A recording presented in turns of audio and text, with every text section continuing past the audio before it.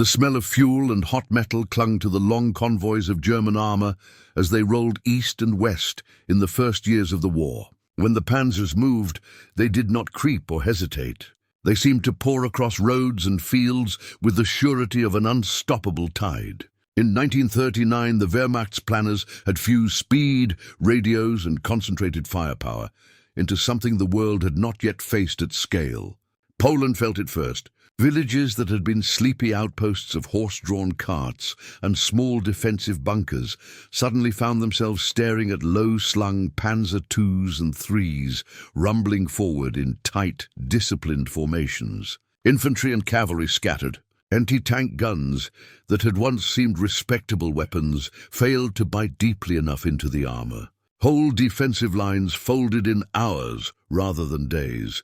By the time the French campaign opened in the spring of 1940, the myth was solidifying. German armor no longer just supported infantry, it led. Panzer crews saw themselves as the cutting edge of a new way of war, a steel wedge that could pierce any defense. They were young men inside machines named for big cats and blunt power, Panzerkampfwagen, armored fighting vehicle, shortened by everyone simply to Panzer. Their doctrine married shock and movement. The tanks themselves were not invincible by design. Early Panzer III and IV models carried armor that a well-placed anti-tank gun could crack. But on the battlefield, speed, numbers, and coordination compensated. Where one tank might falter, 10 more would press forward, while Stuka dive bombers screamed overhead and motorized infantry swept behind to cut off retreat.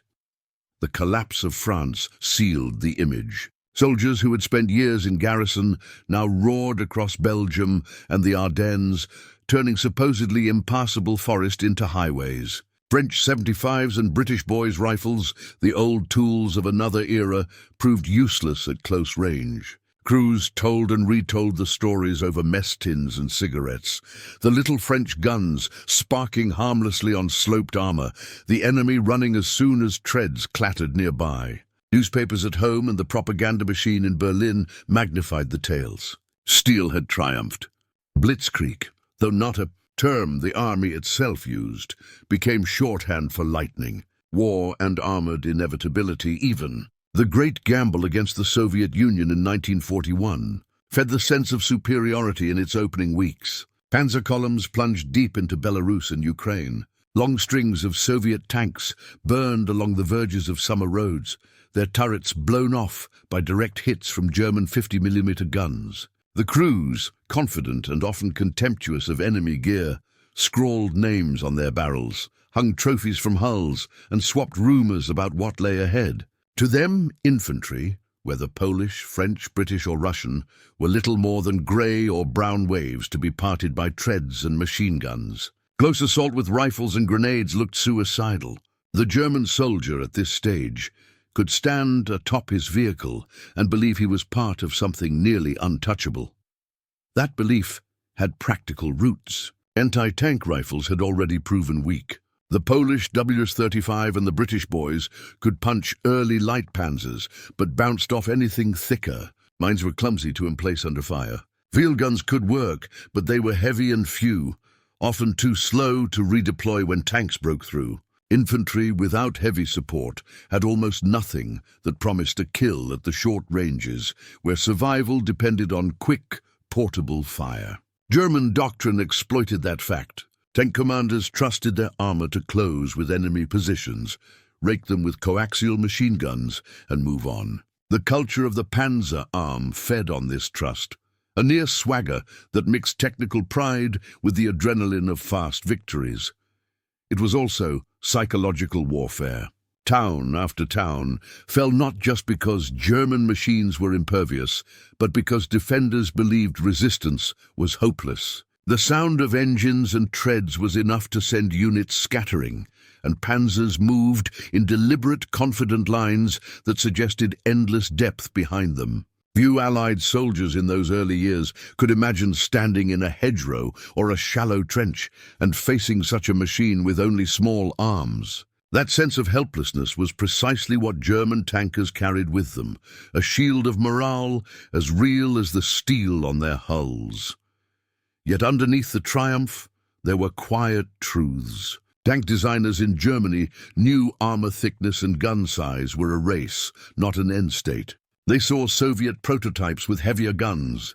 They read reports of British and American development. But for the rank-and-file crews and infantry who marched beside the Panzers, such nuance was distant. Their lived experience was clear. Nothing handheld could stop them. They joked about enemy attempts, laughed at awkward contraptions, and swapped tales of rifles bouncing rounds off glacis plates like thrown stones. In the span of 2 campaigns, a generation of German soldiers had come to believe that the ground war belonged to their steel, that any foe foolish enough to stand with nothing but a shoulder weapon or a light cannon would be crushed or scattered.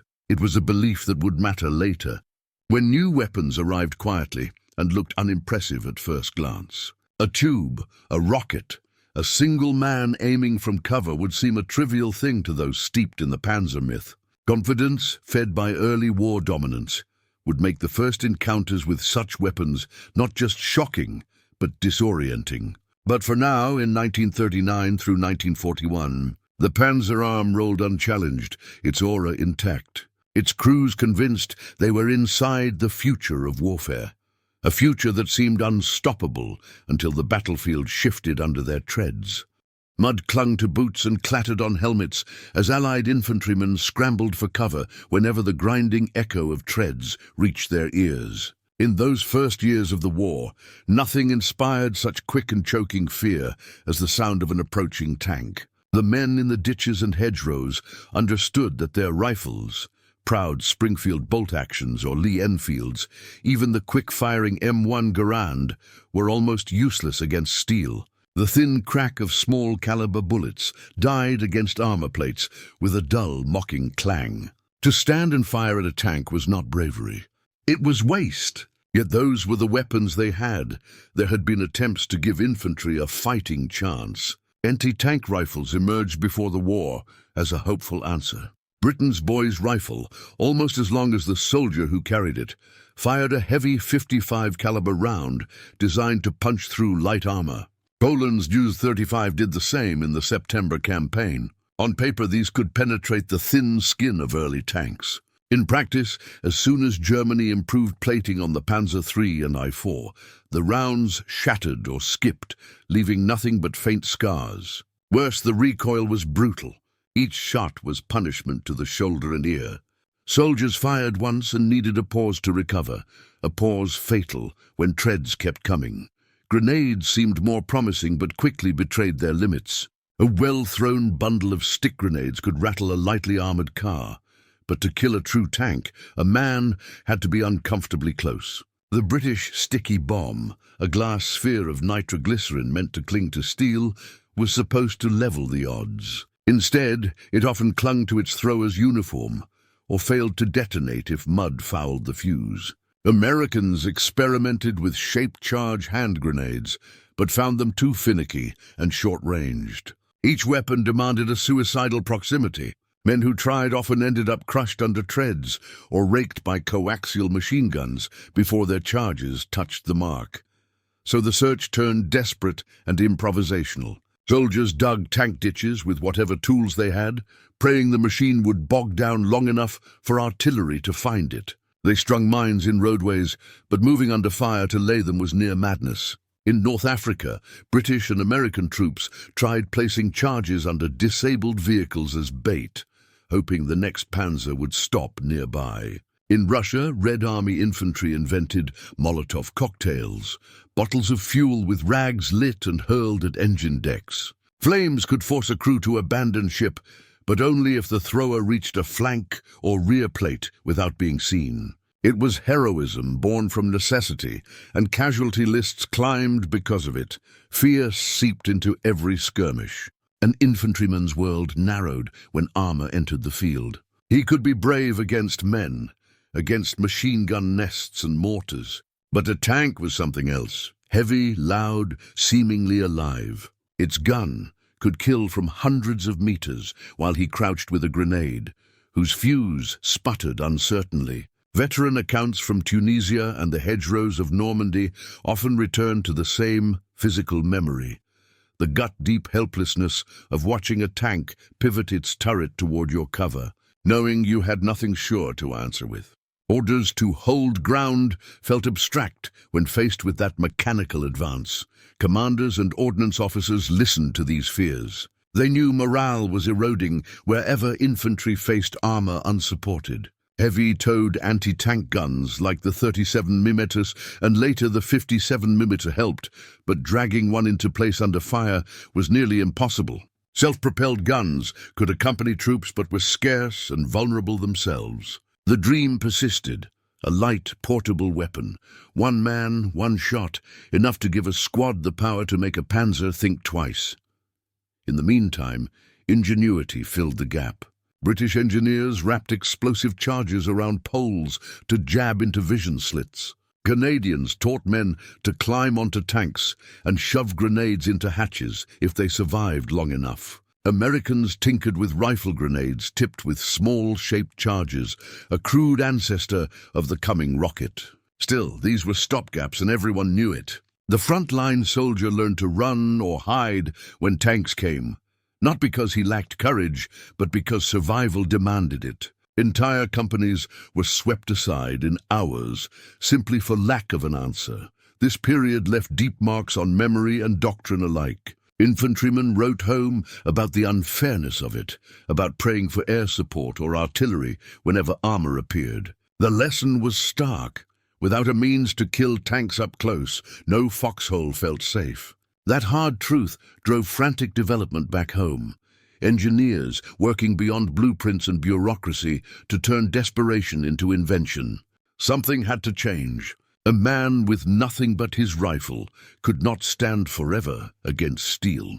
In quiet workshops far from the front lines, men in coveralls bent over strange tubes and test rigs, trying to solve a problem soldiers could feel but not name. They had read the field reports. Infantry powerless when Panzers appeared, desperate improvisations failing more often than not. American ordnance officers knew something had to change, but there was no clear answer. Anti-tank guns could kill tanks, but they were heavy and slow to move.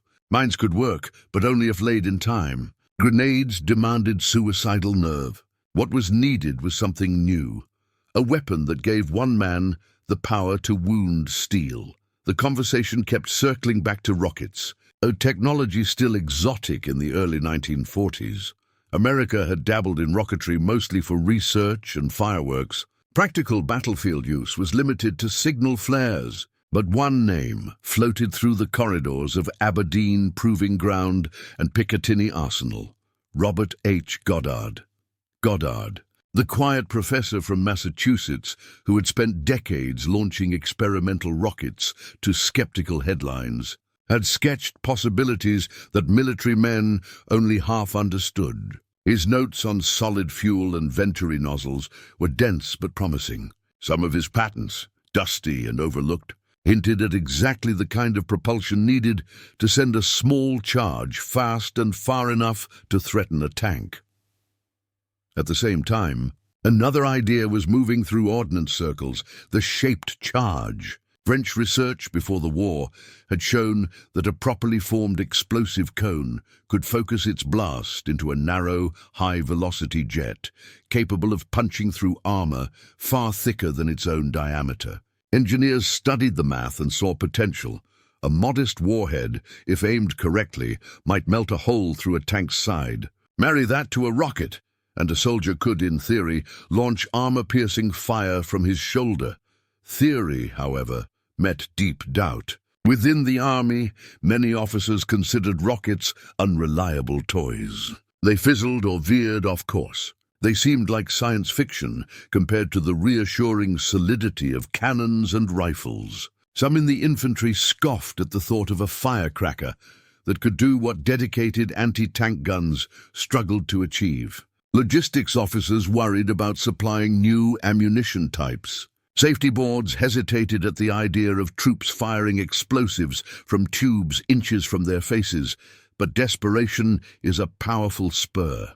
At the Proving Grounds in 1942, a small group of engineers and ordnance men decided to push forward anyway. They began with what they had, a 2.36-inch diameter rocket armed with a shape-charge warhead designated the M6. It was crude, a black powder motor with modest thrust, a fin assembly that wobbled in flight, but on the test range it astonished witnesses. Fired into armor plate meant to mimic a Panzer's side. The warhead burned through with a neat, vicious hole and a spurt of molten metal on the far side. Observers leaned in, suddenly quiet. The tube that launched it was simple, little more than a hollow steel pipe with rudimentary sights. Its very simplicity was part of the shock. No recoil, no massive breach. A man could carry it alone. Stories of those first firings spread quickly in ordnance circles. Colonel Leslie Skinner, overseeing some of the development, wrote in his notes that the weapon was startling in its promise if reliability can be achieved. That, if weighed heavily. Early rockets misfired, failed to arm, or corkscrewed into the dirt. Tube materials overheated, but each flaw felt solvable compared to the gulf that separated riflemen from tanks. The informal name arrived almost by accident. Someone likened the odd pipe to a novelty musical instrument used by radio comedian Bob Burns, the Bazooka. The joke stuck. Soldiers at demonstrations chuckled at the nickname. Officers frowned, but found it easier to say than M1 rocket launcher. Soon, even memos used it. Skeptics remained, but field urgency began to outweigh laboratory caution. Reports from Tunisia and the Soviet front underscored the need. German armor was thickening, new models appearing with heavier plates and longer guns. Infantry morale suffered, so the project accelerated. Factories capable of making tubes and rockets by the tens of thousands were identified. Engineers ironed out basic safety issues, introducing electrical firing mechanisms and safer propellant mixes. Sights were improved just enough to give a reasonable chance of a hit at 50 to 100 yards. Close, but survivable. Behind closed doors, arguments continued. Could average soldiers be trusted with rockets? Would the shape charge always perform? Was the warhead lethal enough against the sloped armor Germans favored? Yet the alternative, squads without answers running from tanks, was unacceptable. The weapon didn't have to be perfect. It only had to give men a fighting chance.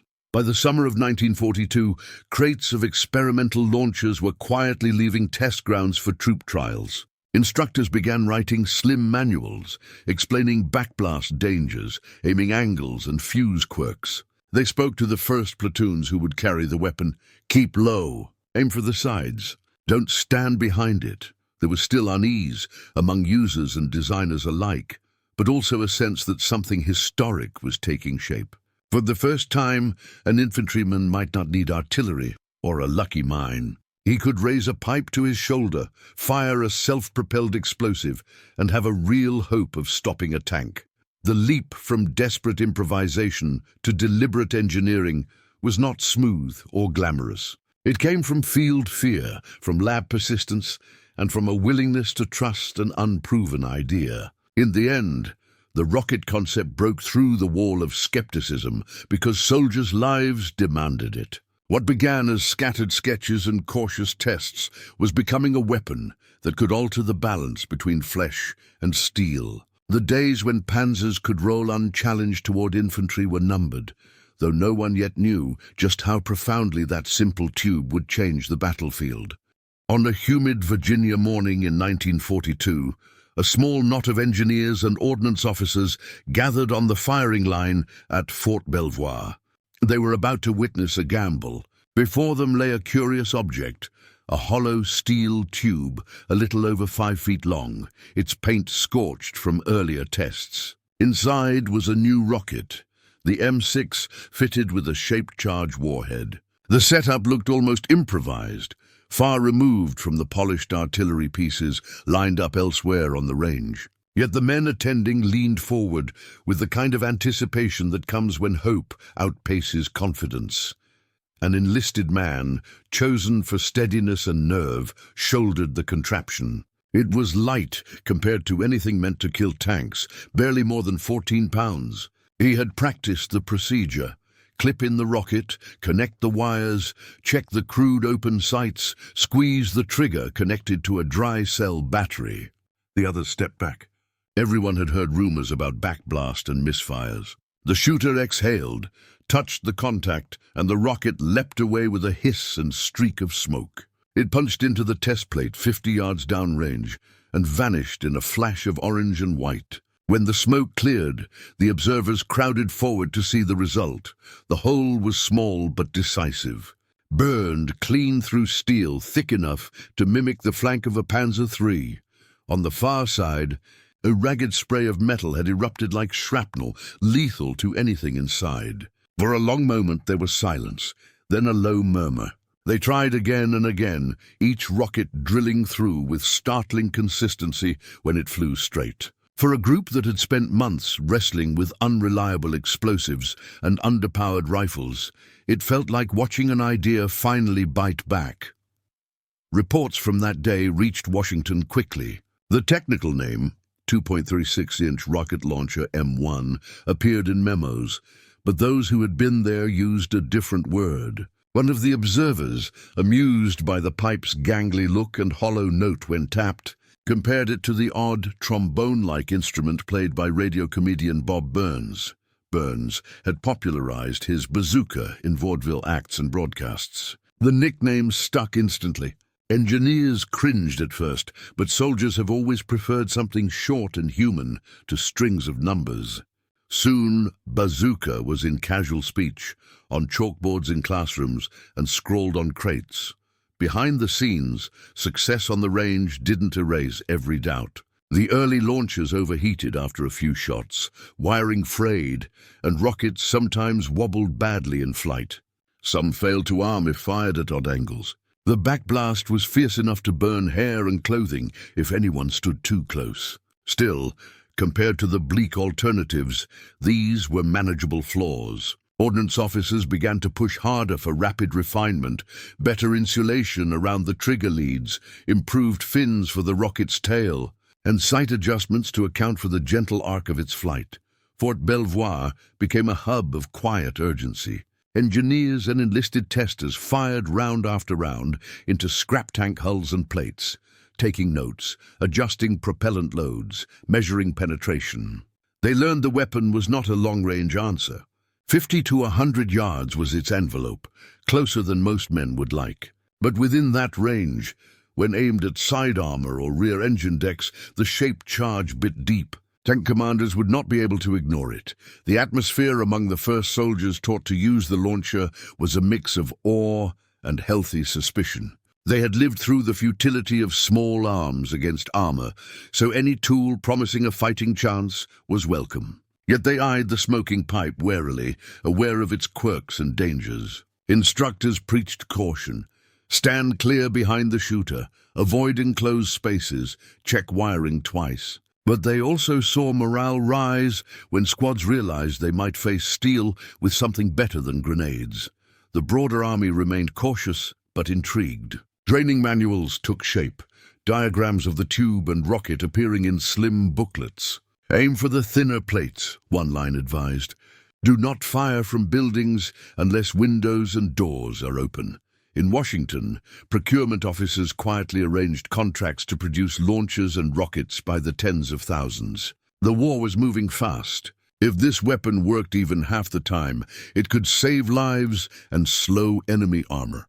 What had started as theory and scattered experiments was hardening into something real on those Virginia test grounds. The men who watched the first rockets pierce steel understood they were seeing more than a gadget.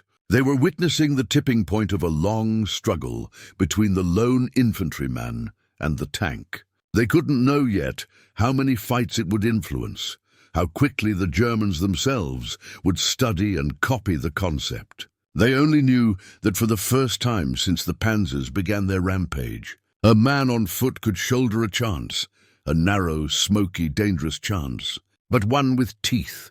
From the fields of Fort Belvoir, the news spread in whispers first, then in formal orders. A new tube had been born, and with it the possibility of cutting the aura of invincibility that clung to German armor. Soldiers would soon be drilled to use it, awkward at first, but confident enough to wait in ambush rather than flee. The balance between flesh and steel had shifted by inches, and it began with a single hole burned through a plate on a summer morning in Virginia. The strange little weapon that would forever be called the bazooka. The first crates came ashore with everything else in that great gamble called Operation Torch in November 1942. As American troops landed on the beaches of North Africa, they were still untested in large-scale combat against Germany. Alongside rifles, machine guns and mortars, new wooden boxes marked rocket launcher 2.36-inch slid down gangways and onto the sand. Few of the men unloading them had seen the weapon fired. Fewer still trusted it. The bazooka was a rumor more than a reality, a whispered promise passed from ordnance officers to the infantry who had felt helpless before tanks. North Africa was no gentle proving ground. The terrain near Algiers and Oran gave way to the stark interior of Algeria and Tunisia, where German and Italian forces gathered under Erwin Rommel's experienced command. The Afrika Korps was battle-honed and knew how to use its armor. Panzers prowled the open flats and rolled through narrow wadis, their engines growling across hard-pan soil. Against them, the Americans brought courage and inexperience. Most GIs had trained stateside on mock-ups and outdated film reels. Few had seen an enemy tank up close. When the first skirmishes unfolded, the sight of Panzer IIIs and IVs advancing sent a cold weight through platoons, who knew too well that their rifles would bounce harmlessly. Bazookas arrived as a kind of emergency answer.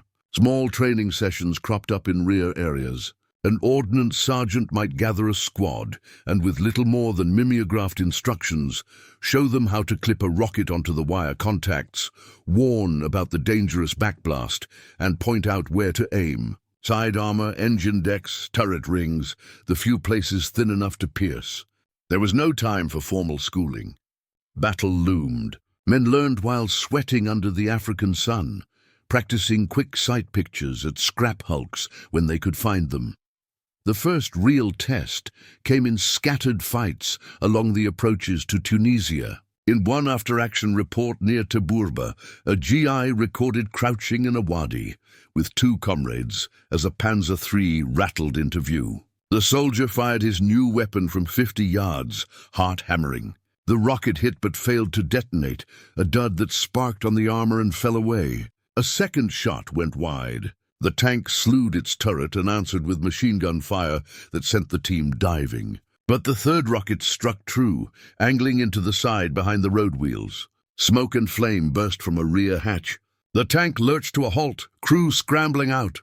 The men who survived that moment wrote of shock and disbelief as much as triumph. Something they carried on their shoulders had killed a German tank. Such successes were tempered by failure and frustration. Early M6 rockets proved sensitive to heat and moisture. Vins bent in transit, wiring corroded in sea air, batteries drained without warning. Soldiers complained of rockets veering wildly or hitting with no effect. Some learned to fire 2 or 3 in quick succession, hoping one would work. Others held fire until tanks were dangerously close, gambling for a clean angle and maximum penetration. It was a deadly education.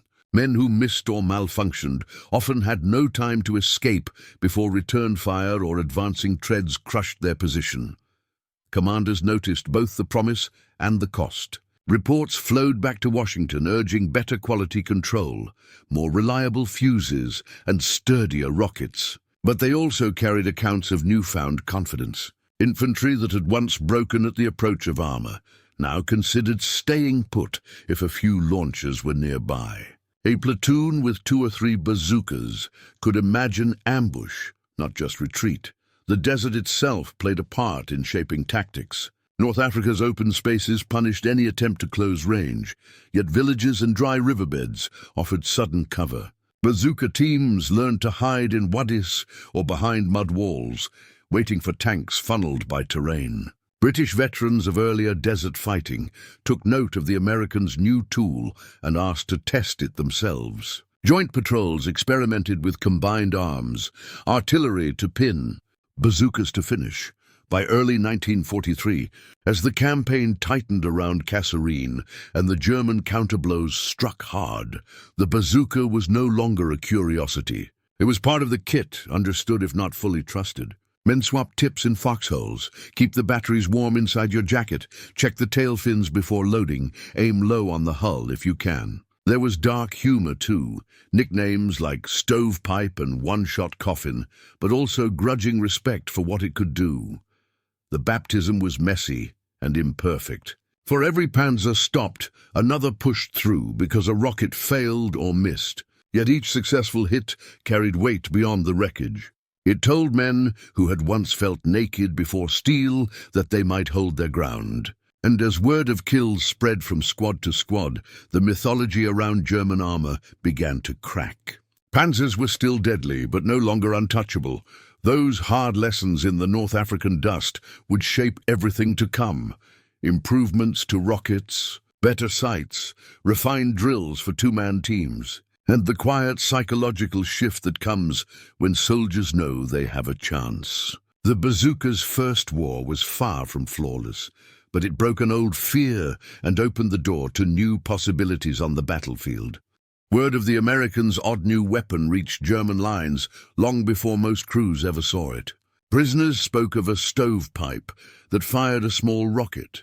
Rumors filtered through intelligence summaries. But among Panzer troops in Tunisia and later in Sicily and Italy, the talk was more amusement than alarm. Men who had spent years inside machines of steel and oil were not easily impressed by an enemy's improvisation. They had survived anti-tank rifles, grenades, mines. Now they heard of a shoulder-fired toy that spat a single round. Feuerwerkrohr, some called it, fireworks pipe. In company messes and maintenance yards, the new threat was dismissed with shrugs and jokes. That reaction was born from experience and from the machines themselves. By 1943, the Panzer III had matured through multiple upgrades. The Panzerkiefer AOSF-G and H models carried thicker frontal armor and long 75mm guns that outmatched most Allied tanks at range. Crews trusted their steel, especially the sloped glacis, and added side skirts called Schürzen. Those skirts, thin metal plates bolted along the hull and turret sides, were designed to disrupt Soviet anti-tank rifles, but their presence gave psychological comfort against any small, fast projectile. "Nothing handheld will touch us now," one corporal wrote to his brother from the Italian front. "They need real guns to stop a Panzer." This confidence deepened as crews watched Allied infantry scatter before them time and again. Reports from Africa showed American and British soldiers still relying on cumbersome towed guns or desperate mines. Tank commanders moved aggressively, knowing they could dominate open ground. Against such backdrop, an awkward tube slung over a single soldier's shoulder hardly seemed a revolution. German intelligence officers catalogued captured launchers and rockets, but found reasons to downplay them. Limited range, thin warhead, temperamental ignition, all true in early models and enough to reassure the field. On the march or during maintenance halts, conversation about the bazooka often turned mocking. Drivers leaned from hatches and joked that perhaps Americans had brought toy trombones to the desert. Gunners tapped the extra plates along their turrets and laughed at the thought of a single man stopping 20 tons of armored steel. Propaganda leaflets and radio broadcasts reinforced the disdain, painting American weapons as cheap and unreliable compared to German engineering. Pride ran deep in the Panzer arm, built on years of victories and a sense of technical superiority. That pride was not blind arrogance. Crews studied enemy threats carefully, but they read the early combat reports and found comfort in the numbers. Many bazooka rockets failed to detonate. Hits at long range simply bounced or left shallow craters in paint. The narrow engagement distance, often under 100 meters, felt suicidal to approach. In terrain where German optics and guns reigned at 500 or 600, why worry about a close ambush? If infantry tried to stalk a tank with one of these pipes, the coaxial MG and supporting squads would cut them down. Yet behind the humor was the faint edge of professional curiosity. Workshops began to see damaged skirts or odd burn marks on hulls and wondered. Officers asked for pieces of fired rockets to examine. Technical bulletins circulated quietly. If hit, inspect side armor for penetration. Do not assume safety at all ranges. But in the main, the frontline attitude stayed relaxed. Panzermen trusted their armor's thickness and their doctrine's speed and reach. They had built an identity on invulnerability, and a handful of battlefield anecdotes about new American gadgets could not shatter that overnight. The laughter served another purpose too, keeping fear at bay. By 1943, the war's direction was turning. Africa was being lost. The Eastern Front demanded more and more. For crews facing longer supply lines and Allied air power, confidence in the tank itself was a kind of shield. Believing no single-foot soldier could end them helped preserve morale. So when word came of a captured bazooka, it was easier to scoff, to compare it to a carnival rocket than to dwell on what a shaped charge might mean at close quarters. That first reaction, casual and amused, would shape how encounters unfolded later. It bred habits. Tanks pushed into villages without extra scouts. Assumed infantry cover was enough. Units parked with skirts alone for protection. Commanders believed they could brush aside small ambushes and keep moving. The myth of the untouchable Panzer, forged in Poland and France, still lingered strong. Only in later battles, when smoke from burning vehicles proved otherwise, would the laughter fade. But in these early months, before Sicily and Salerno, before Normandy's hedgerows turned every lane into an ambush, the German Panzer arm looked at the bazooka and saw nothing but a noisy stick. Reports mocked its short reach and delicate fuses. Soldiers joked about Americans playing music while fighting. Within their steel hulls, under painted kill marks and trophies from past victories, crews felt safe enough to smile at the idea of a single man daring to challenge 20 tons of armor. That sense of safety would not last, but it was real then, and it explains the shock that came when the laughter met the first true killing shots. The passes of the Atlas Mountains were cool and stony in February 1943, but the air was tense with more than weather. American forces, green and scattered, were trying to hold ground against Rommel's counterstroke at Kasserine. The Germans came hard, seasoned panzer units pushing through defiles and wadis with their usual precision. Tank engines echoed between the ridges, long lines of Panzer III and I-4 moving as they always had, confidently with infantry screens and guns leveled for quick fire. Yet tucked into those broken hillsides and dry creek beds were men with an unfamiliar weapon balanced across their knees, waiting for a chance. For days, most bazooka shots had failed to make an impression. Rockets wobbled, missed, or struck frontal armor to no effect. Crews, watching from their cupolas, had learned to ignore the thin streaks of smoke that sometimes rose from American positions. But in Kasserine's twisting ground, the fighting closed in unexpectedly. Tanks crept through olive groves and narrow cuts where visibility shrank. Patrols lost their spacing. In those spaces, where steel lost the advantage of range, the stovepipes suddenly mattered. One account came from a German radio operator named Dieter Klein, later found in his small field journal. He described a moment when his Panzer IV rounded a curve and halted under small arms fire. Then a burst of smoke and flame from rocks scarcely 50 meters away. A strange shriek like a bottle rocket, he wrote. The round hit the side skirt first, splitting it open like tin, and then punched deeper into the hull. Heat and spall shot through the fighting compartment. The tank lurched and filled with smoke. Klein and his crew scrambled out, choking, stunned that something so small had cut through what they trusted. Similar shocks rippled through other skirmishes. American teams, often working in pairs, learned by trial and blood to let the Panzers pass and hit from the flanks. One man shouldered the launcher while his partner loaded quickly and spotted targets. At Tabessa, 2 GIs hid in a dry ditch until a Panzer III clanked above them. The first rocket hit track and sprocket, the second found the engine deck. Flames climbed as the tank ground to a halt. The crews who escaped told later interrogators of disbelief. They had assumed only mines or artillery could do that kind of damage. Even when kills were few, the psychological jolt was real. For every tank destroyed, there were several more that stopped suddenly, reversing or slewing to shield their sides. German unit logs from the 10th Panzer Division mention enemy rocket tubes for the first time in these days. Noting short range, but effective against flanks. It was cautious language, but a departure from mockery. Maintenance teams began inspecting vehicles for unfamiliar punctures, collecting pieces of burned rockets to send back for analysis. For the Americans, these small victories were electric. Men who had felt hunted learned they could hurt the hunter. Bazooka gunners returned from ambush with scorched faces and wide eyes, passing around fragments of armor as trophies.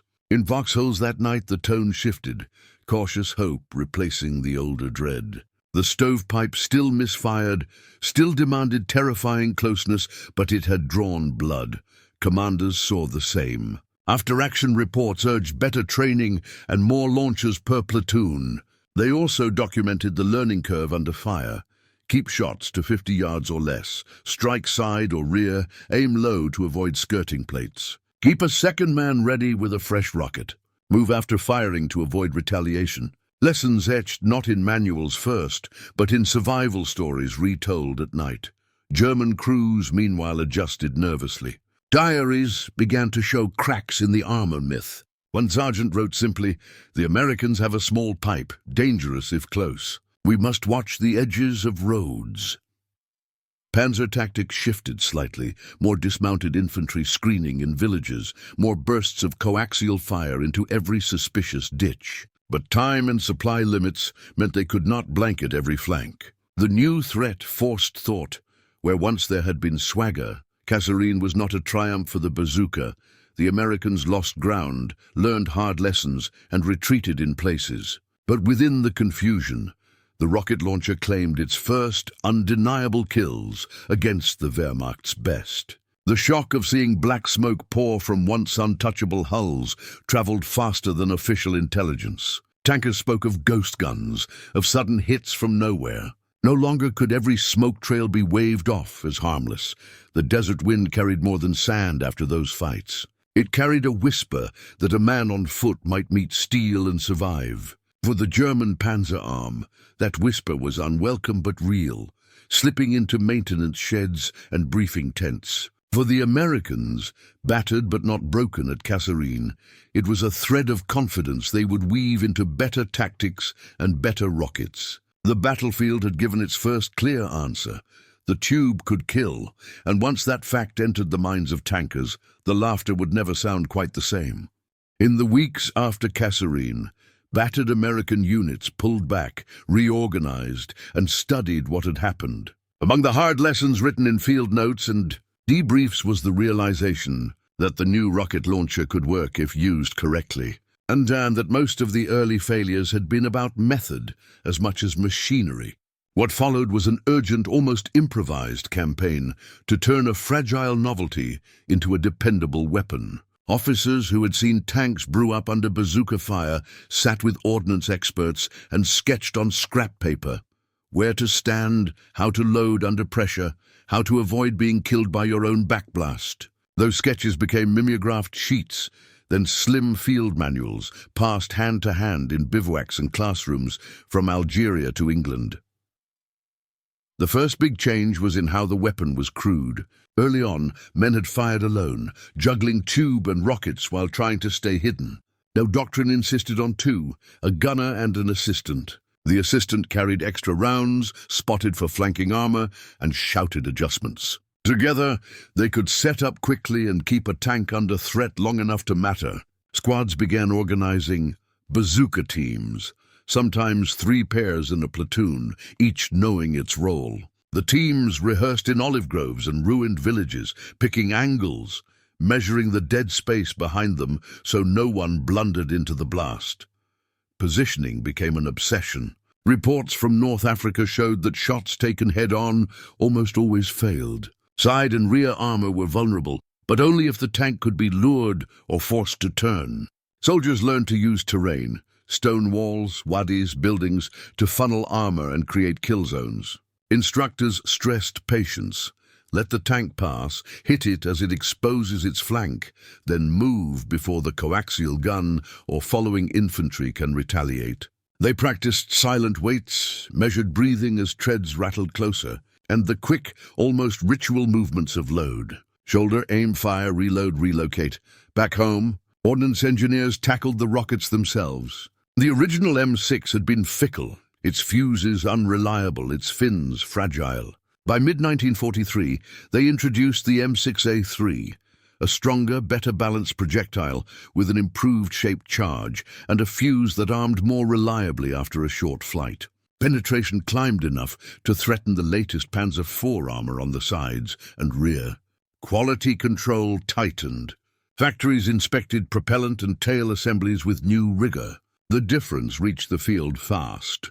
Men who had seen rockets skid harmlessly now reported clean punches and fiery penetrations at the same ranges. These hardware improvements fed back into training. New manuals, quickly drafted and rushed to theaters, stripped away uncertainty. They carried clear diagrams of weak spots. The lower side hull behind the drive sprocket, the thin rear engine plate, the turret ring. They gave range tables and warnings about weather and crosswind. Even crude film strips arrived, showing ideal ambush positions and proper stance to avoid injury from the backblast. What had been rumor and word of mouth hardened into shared knowledge.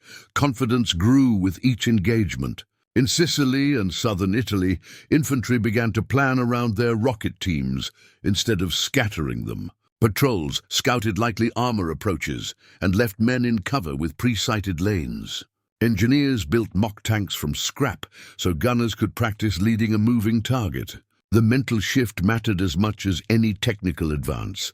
Soldiers no longer thought of themselves as helpless before Panzers. They saw a chance, a narrow window, but one they could widen with preparation and teamwork.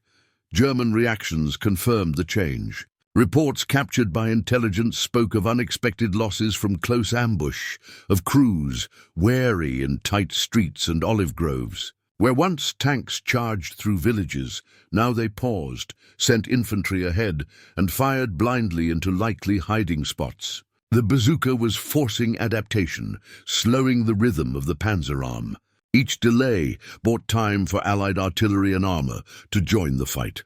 In North Africa's aftermath and through the Italian campaign, the transformation of the bazooka from curious gadget to practical weapon unfolded quietly but decisively.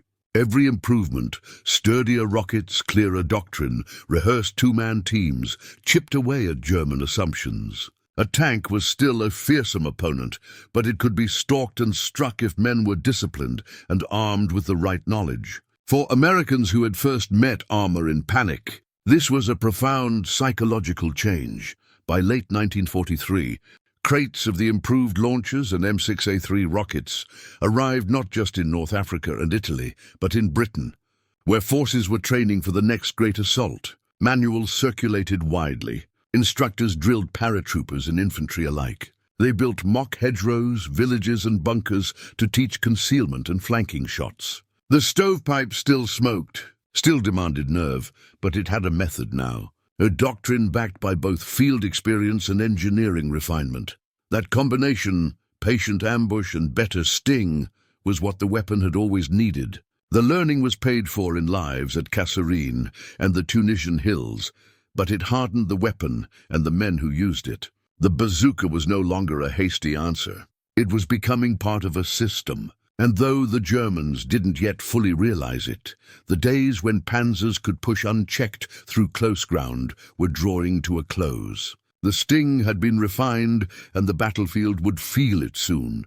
The invasion of Sicily in July 1943 brought American and British forces against German armor once again. But this time, the infantry was not as raw. Men who had fought in Tunisia came ashore with sharper instincts and better tools. In their kit, alongside rifles and grenades, lay tubes that no longer felt like curiosities. The new M6A3 rockets had arrived.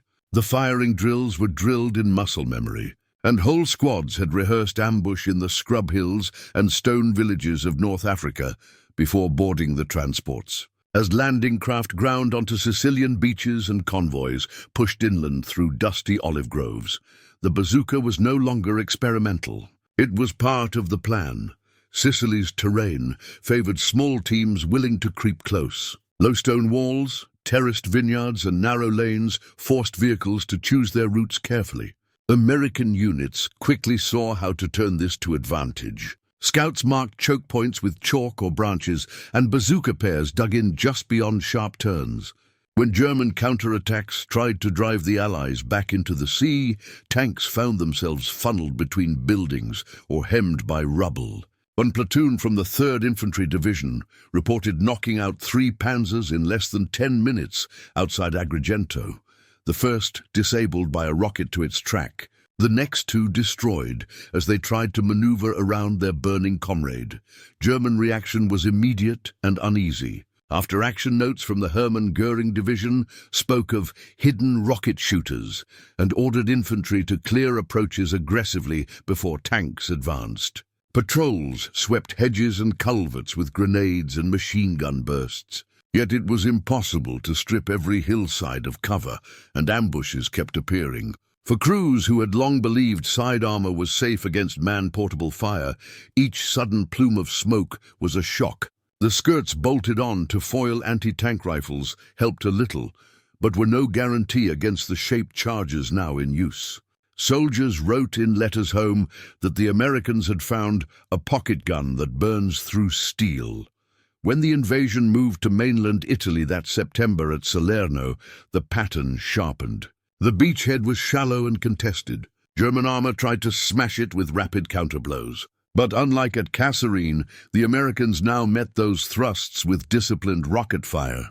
Infantry clung to broken farm walls and irrigation ditches, letting panzers rumble by before striking flanks and rears. Engineers coordinated with bazooka teams to build quick obstacles that forced tanks to pivot and expose weak spots. Navy gunfire and artillery helped, but the immediate bite of the bazooka gave riflemen confidence to hold ground while heavier support was called in.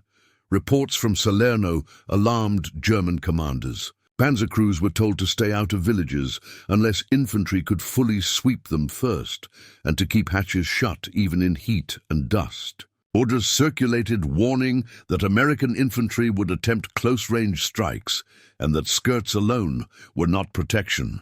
Crews were urged to fire into suspected hiding places before moving forward, to avoid narrow alleys and to keep greater distance from stone walls and buildings. What had begun as scattered caution in Tunisia was hardening into doctrine. The psychological cost showed in small ways. Tankers, who once rode with hatches open for better vision, now closed themselves in, sweating in the Mediterranean heat, but unwilling to risk a sudden rocket. Platoons advanced slower, checking every orchard and terrace. This caution bought survival but ceded tempo. The quick armored punches that once defined German tactics dulled. Infantry, newly empowered, noticed. Veterans wrote that tanks no longer felt like unstoppable predators, but like wary animals, sniffing danger. For the Americans, success bred a careful professionalism. Training cadres near Naples ran constant classes for replacements, passing down the hard lessons of Africa. Never waste a rocket at the nose, stay patient, keep a loader close, and move the moment you fire. Units tracked every kill and every failure, learning which ranges were safe, which angles deadly. The bazooka was still not perfect. Some rounds struck and fizzled, and closing to 50 yards remained nerve-wracking. But it was reliable enough to plan battles around. German analysis grew more formal too. Technical sections examined captured launchers, measuring penetration and fuse design. Orders went out to add more infantry screens, to modify approach routes, to field new close defense weapons like the MP-40 and machine pistols for crews forced to bail out. Yet all these measures acknowledged what laughter once denied. The enemy's little pipe had become a true tank killer. By the end of 1943, Sicily and Salerno had written a new chapter in the tank infantry struggle. The bazooka was no longer an oddity whispered about after a rare kill. It was a standard part of Allied assault and defense. German forces felt its presence in every contested street and farm lane. Tanks still advanced and still killed, but now they advanced warily, scanning corners, aware that any quiet hedge might conceal a man with a weapon light enough to carry, yet lethal enough to burn through armor. That awareness alone marked a turning point. The battlefield conversation between foot soldier and Panzer had changed from fear and helplessness to challenge and reply, and it would keep changing as the war ground on. The air over Normandy in June 1944 buzzed with aircraft and the distant thump of naval guns, but on the ground the war slowed into something intimate and brutal. The hedgerows, bocage, turned the countryside into a labyrinth of sunken lanes, earthen banks, and tangled green walls so thick a man could vanish at arm's length. For armored forces used to sweeping maneuvers, it was a nightmare. Tanks could not see far, could not move fast, and could not trust that the next turn would be safe. For the first time, the landscape itself seemed to conspire with the foot soldier. American paratroopers and infantry who had landed on D-Day quickly learned to exploit this living fortress. Many had trained for open fields, but the bocage taught new lessons. Each lane was an ambush waiting to happen. Each doorway a gunport. Bazooka teams drilled in Africa and Italy found themselves in perfect country for their weapon. The shaped charge rocket was short-ranged, but here every engagement was short. Tanks crawled at walking speed, scraping hedges with their skirts, engines straining in low gear. That slowness and closeness gave the two-man teams time to set up and aim. Gunners hid behind the thick banks, sometimes cutting small firing holes through roots and soil, sometimes clambering onto farm outbuildings for a plunging angle. They listened for the grinding of treads and the metallic chatter of tank tracks on stone roads, then waited until the hull was broadside. The loader eased a rocket into place, whispered range and angle, and the gunner fired into a flank often no more than 30 or 40 yards away. The hit was dramatic. A burst of flame, the hollow boom of shaped explosive punching through, sometimes a turret popping smoke and sparks as crews scrambled out. Then the team melted away, already finding another hole or ditch before the supporting infantry or machine guns could answer. Paratroopers in the 82nd and 101st Airborne made especially deadly use of the terrain. Cut off at times, low on heavy support, they learned to turn each hedgerow into a tank trap. One report from near Carentan told of 4 paratroopers who let a column of Panzer 54s roll past, then fired into the second and third vehicles from close range, boxing in the rest. American riflemen swarmed with grenades and rifles once the tanks were stopped, an unlikely reversal from earlier years when such contact meant retreat or slaughter. German crews felt the danger immediately. Their diaries and field reports after the first weeks of Normandy were edged with frustration and fear. They described invisible enemies with rockets from the bushes, of Panzers dying in lanes too narrow to turn or retreat. The heavy frontal plates and long guns that dominated open ground meant little here. Flanks and rears were always exposed when tanks nosed through twisting paths. Schürzen's skirts sometimes caught the first rocket, but rarely the second. Crews began bolting on extra scrap steel and spare track links, but there was no full cure for surprise at 20 meters. Orders from German headquarters grew urgent. Infantry was told to sweep each hedgerow before armor moved. Tanks were to stay grouped and fire into any suspected hole. Yet the very act of probing slowed their pace to a crawl, and burned fuel and time they could ill afford under Allied air superiority. Each delay made artillery and fighter bombers more effective. Each abandoned lane gave the Americans another foothold. For the GIs, the psychological tide turned. Many had feared tanks deeply before landing. Now they spoke of hunting them. Some scrawled kill marks on tubes, took photos with smoking wrecks. Training films from England had warned to close to 50 yards. Now soldiers bragged of shots at 20. Still dangerous, still nerve-wracking, but possible and often successful. That confidence bled outward. Rifle squads moved with more purpose, knowing bazooka teams had their flanks. As the bocage fighting stretched through June and July, ordnance teams kept improving the rockets and sights. Fresh M6A3 rounds arrived, and a new optical sight gave gunners slightly better accuracy. Replacement troops received crash courses on the beaches, instructors showing where to aim and how to avoid backblast burns. The weapon had matured, and so had its users. It was no longer a desperate last measure. It was a normal part of the infantry's plan for taking ground.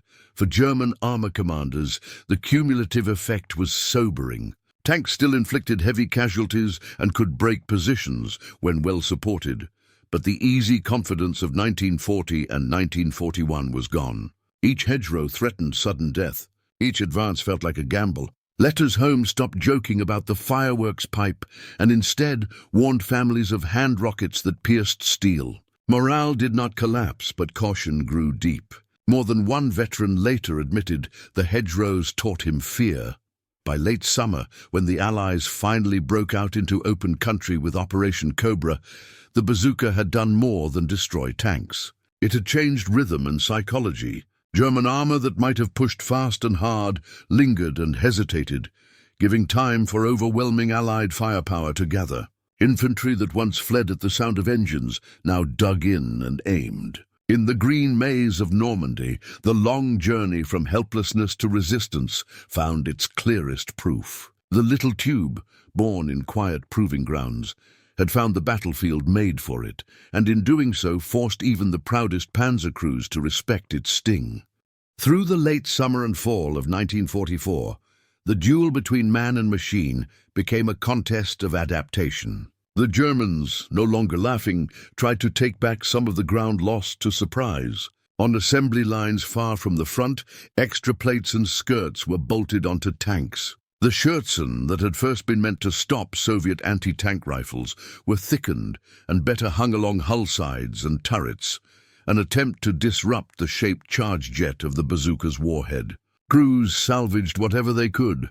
Spare track links, welded in haphazard mosaics, sandbags piled across engine decks, even logs chained along flanks to trigger early detonation. Field bulletins instructed units to angle their armor when possible, and to keep moving fast enough that a shot at close range would be difficult. But the Americans had been learning too, and their ordnance labs kept pace. After Normandy's brutal hedgerow war, every captured failure came home to be studied. Engineers refined propellant mixtures so rockets flew straighter and hotter, their tails less prone to bending. The M6A3, already an improvement, was tweaked again for stability, and new fuses were tested to ensure detonation even at awkward angles. Production lines caught up with demand, delivering fresher rounds in sealed tubes so they would not corrode in damp hedgerows or freezing Ardennes woods. Soldiers who had once accepted misfires as routine now expected their rocket to work. On the front, training also matured. Infantry units returning from Normandy brought back hard-earned doctrine. Manuals were rewritten with blunt, field-borne advice. Shoot low into tracks to cripple a tank and force crew exposure, then aim for the rear or turret ring. Fire in pairs if possible. Keep a third man with a rifle watching for accompanying infantry. Reposition after every shot. Winter exercises taught soldiers to fire from houses, ditches, even second-story windows if they could clear enough air behind the tube to avoid the fiery backblast. The bazooka was still dangerous to its user, but familiarity turned fear into routine caution. These refinements met their sternest test in December 1944, when German armor surged unexpectedly into the Ardennes. The Battle of the Bulge was meant to be a repeat of old lightning, heavy Panzer divisions breaking through snow-choked forests and overrunning thin American lines. At first, the attack bit deep. Columns of Panthers and Panzer smashed into towns whose defenders were scattered and cold. But wherever the Americans could rally, the new bazooka tactics slowed the spearheads. In frozen villages like St. Vith and small crossroads around Bastogne, bazooka teams fought from cellars and barns.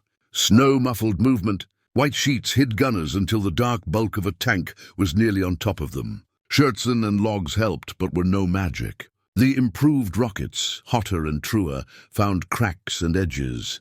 sometimes punching through spaced armor with a shriek and a flash. One crew in the 101st Airborne recorded 7 tanks disabled in a single day around Foy, firing at less than 50 yards, shifting between hedgerow stumps and farmhouse windows. The price was heavy. Exposure at that range was always deadly, but the results broke momentum. German crews felt the strain. Diaries from Panzer men speak of creeping forward blind in snow, vision slits fogging, every barn and ditch suspect. They fired MGs into windows, wasted precious time and ammunition, scouring for threats. Officers wrote urgent orders. Deploy more infantry screens, keep tanks bunched for mutual support, do not outpace grenadiers. Yet the offensive timetable frayed. Fuel ran low. Roads clogged, and each pause invited Allied artillery and air power once the skies cleared.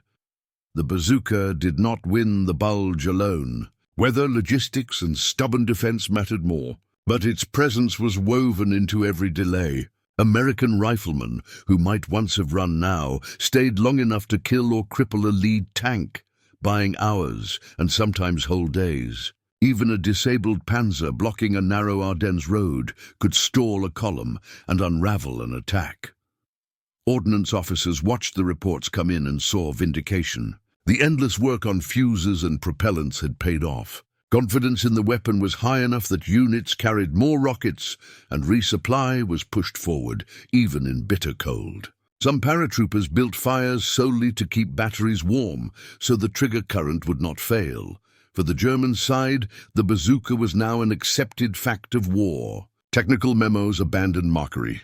Instead, they diagrammed vulnerable spots and advised extra armor where possible. But resources were thin, and few tanks could be rebuilt to withstand a direct hit from the newest warheads. Improvised defenses were better than nothing, but could not erase the threat.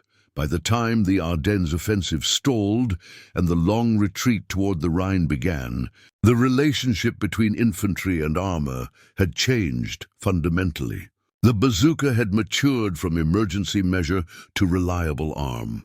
Its shortcomings were understood and managed. Its strengths were exploited with methodical patience. German countermeasures slowed its bite, but could not blunt it completely. The duel had evened. The snow-covered fields of Belgium and Luxembourg marked that turning. Panzers still roamed and killed, but every village, every bend in the road might hide a man waiting with a tube. Crews, who once believed speed and skirts could save them, now moved as if hunted. On the other side, Americans once helpless before steel now felt something closer to parity. It was not safety.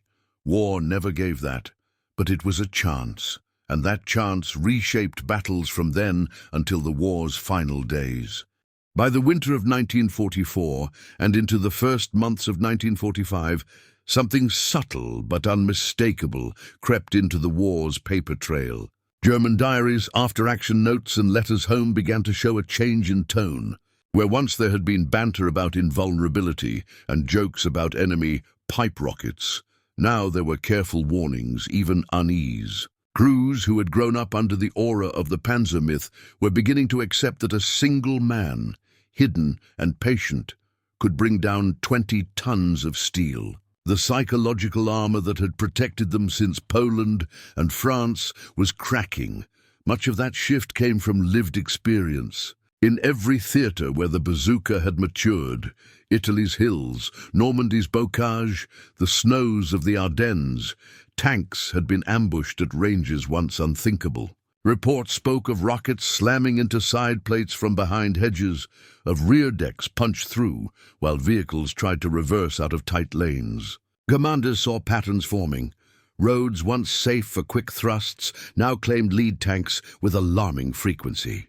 Crews wrote about routes suddenly closed by disabled vehicles, the enemy invisible until after the shot. The fear was not of massed artillery or airstrikes, threats tankers understood, but of the unseen individual hunter. Letters captured the new mood in plain, weary language. A gunner from the Panzer Lehr division described the drive through hedgerow country as like moving blindfolded past wolves. Another warned his younger brother, soon to be called up, that the Amis have a hand weapon that burns through armor. We ride with hatches down and rifles ready. The casual arrogance that once colored correspondence was replaced with small rituals of caution. Extra sentries at night, nervous bursts of coaxial fire into every thicket, orders to dismount infantry before entering any built-up area. For officers responsible for planning movements, the change was more than morale. It was practical. Supply roads had to be scouted and cleared slowly, costing time and fuel. Patrols of grenadiers went ahead of columns to flush out possible rocket teams. Maps filled with red marks where vehicles had been lost to close-range fire. Divisions were told to avoid wooded lanes and deep-cut roads if possible, even if that meant detours and delays. These adaptations eroded the speed and surprise on which German armored doctrine had thrived. Blitzkrieg's tempo, fast, deep thrusts into enemy rear areas, was harder to achieve when every crossroad might hold a two-man ambush. The psychological toll bled into training as well. Replacement crews were briefed not with swagger, but with cautionary lectures about Panzerfausts and bazookas, lumped together as the new face of infantry resistance. They were told to stay buttoned up, to trust supporting infantry, to fire at every suspicious window or barn. In practice, this meant crews saw less, reacted slower, and lived with constant low-grade tension. Some veterans later admitted they felt hunted rather than hunting, a reversal unimaginable in 1940. For the Americans and other Allied soldiers, glimpses of this change mattered. Captured letters and interrogations reached intelligence officers, who shared them with frontline units. Knowing that Panzer crews feared their presence emboldened infantry. They dug in rather than scatter, waited for angles, and believed the odds had shifted. The psychological power of that belief, that one man with a tube could stop a machine that once felt immortal, spread through companies and divisions. It did not erase the danger. Tanks still killed many who dared to stalk them. But it turned what had been near panic into calculated risk. Even the shape of battles altered. Villages once taken by rapid armored dash now required deliberate, infantry-heavy advances. Night movements grew cautious. Tanks parked in open fields rather than narrow streets. German officers complained of losing the initiative, of being forced into patterns predictable enough for Allied artillery and air to exploit. In quiet ways, the bazooka had stolen more than armor. It had stolen tempo and nerve. By early 1945, as Germany reeled on all fronts, the shift was complete. Tankers still fought bravely, but without illusions. Memoirs, written after the war, recall the first time a comrade's vehicle went up from a single rocket. The sick realization that no amount of steel or skill could guarantee survival if the enemy got close. Crews checked their flanks obsessively, but in the clutter of European villages and forests, no check was perfect. Some wrote that they felt like prey at times, creeping forward, machine guns spraying shadows, dreading the sudden smoke trail. This fear fed directly into Allied success. Each extra measure of caution gave defenders time to call artillery or airstrikes, time to fall back in order rather than rout, time to plant more mines and traps. The great armored punches of earlier campaigns sputtered and bogged down. Even where the bazooka did not kill, its presence shaped decisions, slowing and fracturing attacks. The psychological shift was as important as the technical one. The weapon had been built to punch through metal, but it also pierced a myth that tanks were untouchable gods of the battlefield. By the final months of the war, that myth lay in ruins, along with many of the Panzers themselves. The men inside still fought hard, but they no longer advanced with easy confidence. Every hedgerow, every bend, every ruin might hold a waiting shape and the thin whine of a rocket that turned steel into a coffin. That knowledge hung over them as heavily as any bomb or shell, and quietly rewrote the balance between foot soldier and machine. On battlefields from North Africa to Italy, German technical teams were quick to salvage whatever the Allies left behind. Burned-out half-tracks and wrecked Shermans were stripped for study. Small arms were gathered, catalogued, and tested. Among these trophies, the curious American rocket launcher soon appeared. At first, it was examined with the mechanic's curiosity, no more than another enemy gadget to be measured and dismissed. But as field reports accumulated about tanks destroyed at close range, and as samples reached weapons offices in Berlin, interest hardened into something more serious. The bazooka, once a punchline, was taken apart on German benches with methodical care. Engineers of the Heereswaffenamt found the concept both simple and elegant. The tube itself was little more than lightweight metal with rudimentary electrical firing gear. The real secret lay in the shaped charge warhead and the idea of a rocket carrying that charge to a tank's vulnerable side. German ordnance had experimented with similar hollow charge principles before the war, but usually for rifle grenades or heavier launchers. Here was a compact shoulder-fired weapon with no recoil, something any infantryman could carry and use after minutes of training. That practicality struck home. The first captured examples came from Tunisia. More arrived from Sicily and Salerno, often with intact rockets. German analysts noted weaknesses: limited range, a warhead sometimes too small for newer armor, but nothing that could not be improved. Reports moved up the chain, recommending a homegrown version with more power.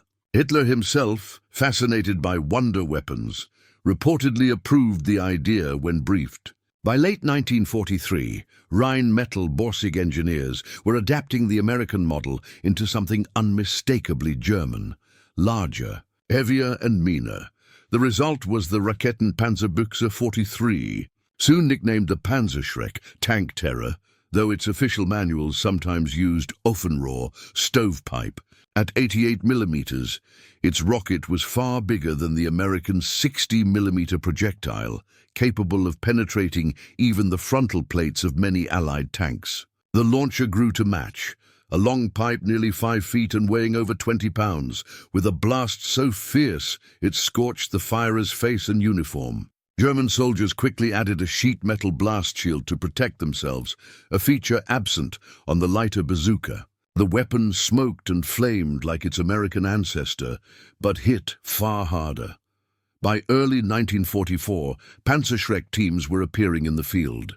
In Italy and on the Eastern Front, they ambushed Allied armor at frighteningly close ranges, firing from basements, hedgerows, and rubble piles. Some American crews first encountering it mistook the long tube for their own weapon until a rocket bigger than anything they knew punched through their Sherman's side. Irony hung thick. The tool once mocked had been studied, enlarged, and returned with deadly effect. The Germans adopted not just the hardware but the tactical lessons their enemies had learned. Manuals taught two-man teams, concealed flanking positions, and patience before firing. Training films showed infantry halting tanks with well-placed rockets to cover retreats or channel enemy movement. The bazooka's story had come full circle. Its success forced the Wehrmacht to give its own foot soldiers an answer to Allied armor, just as American fear had sparked the first bazooka. Yet the copy came too late to change the war's course. Allied air power, artillery, and sheer numbers overwhelmed any single weapon. But locally, the Panzerschreck bit hard. Tank crews advancing into German defenses from Normandy onward reported sudden losses to what intelligence quickly identified as the new German rocket. Infantry learned to watch for the long tubes and distinctive shields. They also pushed their own refinements: better range estimation, faster reload drills, and protective gear, as if caught in an arms race begun in the hedgerows. For German soldiers, there was a bitter taste in the adoption. Some veterans wrote later of the quiet humiliation in field depots when crates of Ofenrohr arrived and instructors admitted the design's origin. The same weapon once derided in mess tents as a toy had been worth copying and improving. Pride survived. The German version was heavier, more lethal and well-built. But the joke was gone. To face enemy tanks now, German infantry needed precisely what they had mocked. For Americans, news of the Panzerschreck's spread brought its own sting. Crews and infantry were forced to admit their clever solution could be turned against them. Allied intelligence circulated silhouette cards and warnings: beware the long rocket tube. New German anti-tank weapon, very dangerous at 100 yards. Tactics adapted. Tanks kept greater distance from hedgerows when possible. Infantry screened flanks better, and engineers hurried to improve armor and side skirts. The arms race fed back on itself, each side chasing the other's innovations. But the larger meaning sat beyond immediate tactics. In war, respect is often paid in imitation, and the bazooka's journey from scoffed-at gadget to feared and copied standard proved that a single clear idea could ripple across armies. The Americans had changed the relationship between man and tank. The Germans, once kings of armor, conceded that change by building their own answer. The Offenrohr carried that grudging respect to the end of the war, a silent admission each time a rocket flared from a German hedgerow that the myth of invulnerability had ended. Thanks first to a hollow steel pipe fired in desperation and refined through hard, bloody learning. When the war ended, and armies tried to understand what had happened to their old certainties, the bazooka's quiet revolution stood out. For generations, the tank had been the unanswerable weapon against a man on foot. It had turned battlefields into open spaces where steel dictated terms. But now, at a cost paid in many lives, that imbalance had been altered. A soldier could walk, carry a small launcher, and bring down what once required artillery. The experience reshaped how nations thought about warfare and about the power of the individual in the age of machines. In the first post-war years, analysts sifted through battle reports and field interviews. Again and again, they found the same turning points, an infantry squad refusing to break because a bazooka team had stayed behind, ambushes that blocked roads and stalled armored thrusts long enough for reserves to gather, tank commanders forced to slow and coordinate instead of racing ahead. These were not just tactical anecdotes. They were proof that massed armor could no longer be assumed unstoppable. From Kasserine to Normandy to the Ardennes, the little rocket launcher had inserted uncertainty into the heart of the tank offensive. Armies everywhere took notice. The U.S. Army, proud of its invention, but keenly aware of its limits, moved quickly to improve and formalize the idea. Within a few years, lighter launchers with disposable tubes appeared, streamlining what had once been a heavy, awkward stovepipe into something one man could carry and throw away after use. The M72 Law, light anti-tank weapon, embodied that evolution, a direct descendant of the early bazooka, but safer, simpler, and with better range. American doctrine began to assume that every infantry unit would have some organic means to kill tanks. It became unthinkable to field troops without it. Other nations followed their own paths, but owed the concept to the same wartime lessons.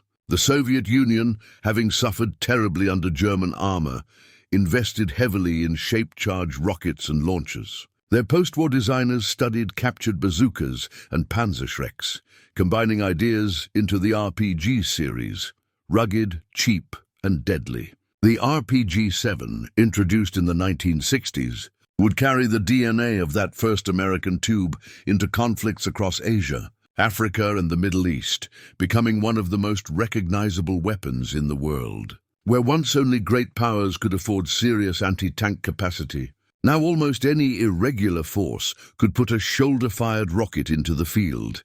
This democratization of anti-armor power changed how tanks were built and used. Designers added reactive armor, better sensors, and remote weapons to deal with close ambush.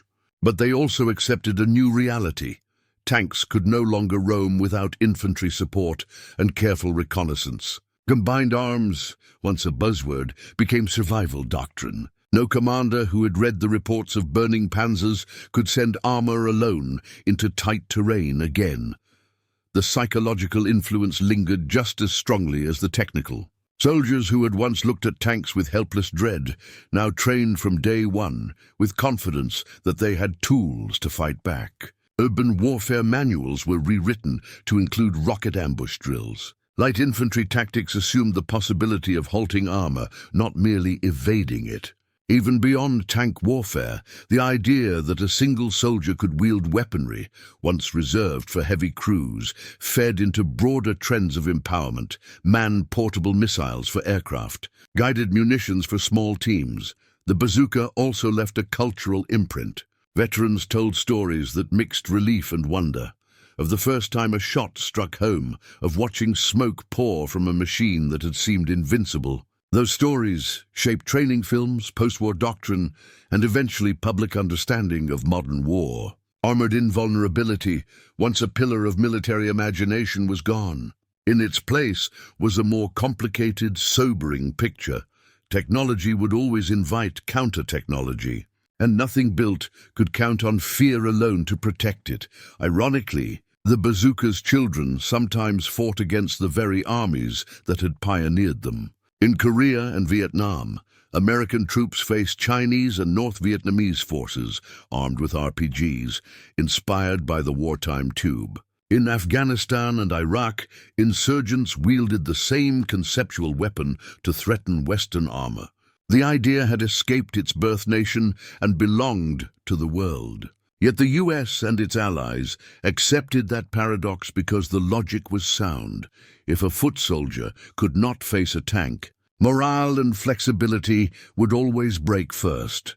By the time veterans of World War II grew old, they could look at modern battlefields and recognize the echo of those first smoky shots in Tunisia. New launchers were sleeker, more lethal and guided, but their core promise remained: a man could fight steel with his own hands. That truth had altered the geometry of war more than any single bomb or shell of the era.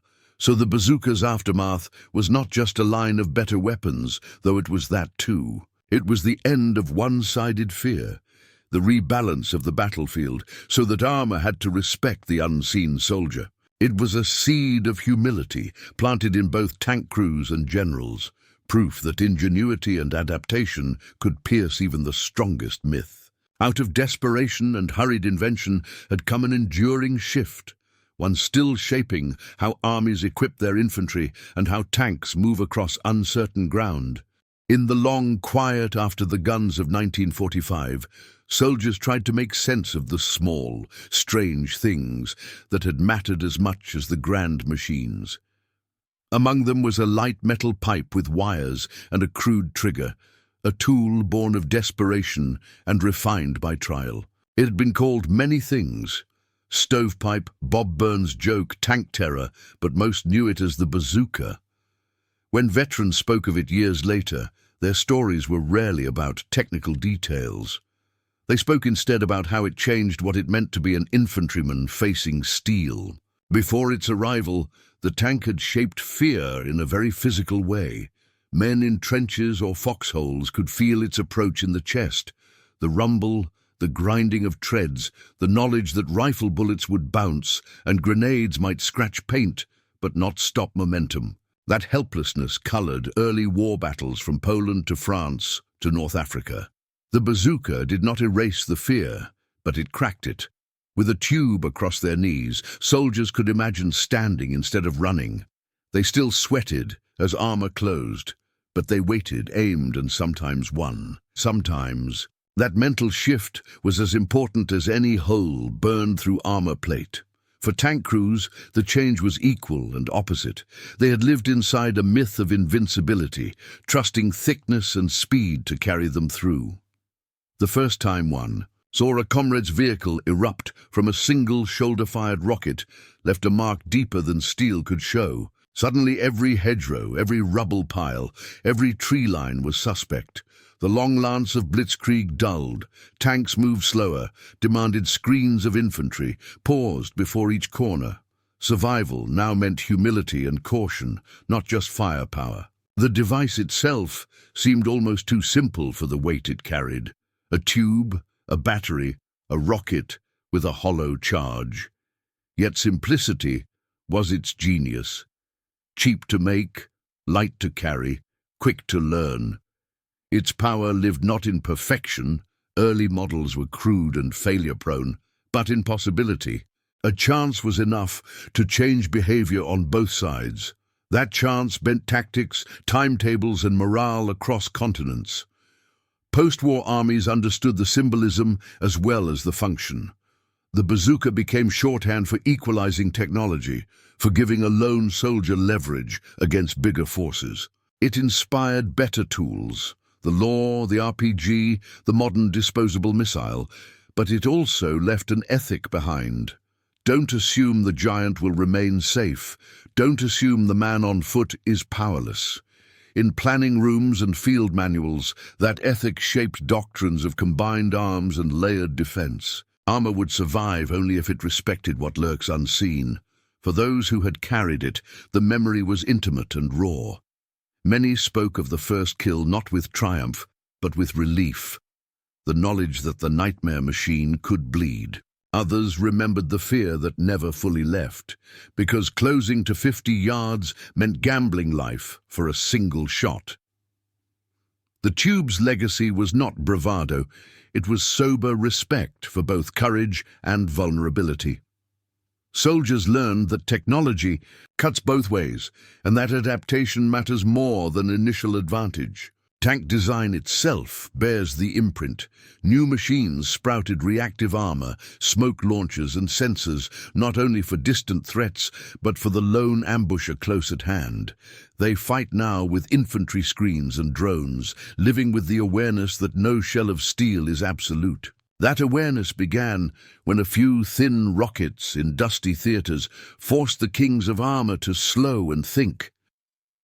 In museums today, the bazooka looks unassuming, almost like a child's toy or a farmer's pipe. Visitors might wonder how such a plain object changed so much. Veterans know. It represented invention under pressure and a stubborn refusal to stay helpless.